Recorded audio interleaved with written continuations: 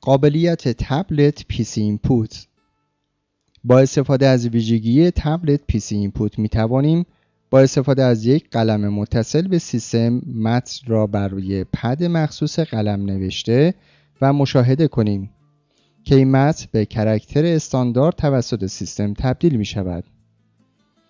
این ویژگی از قابلیت‌های جدید ویندوز 7 است. برای دسترسی و استفاده از این قابلیت جالب به صورتی که توضیح داده می شود عمل می کنیم. ابتدا وارد منوی استارت شده،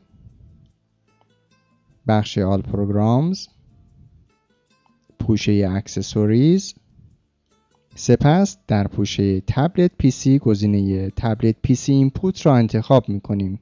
در این صورت همانطور که مشاهده می کنید پنجره‌ای مشابه تصویر باز می شود و در این پنجره با کلیک بر روی دو گزینه کیبورد و هند رایتینگ می توانیم ورودی سیستم را بین کیبورد و صفحه قلم تنظیم کنیم.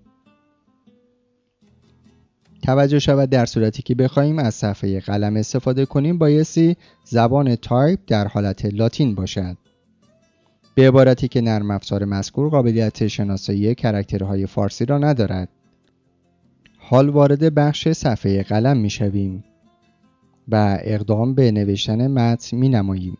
همانطور که می بینید به محض نوشتن متن کاراکترها به صورت استاندارد نمایش داده می شود.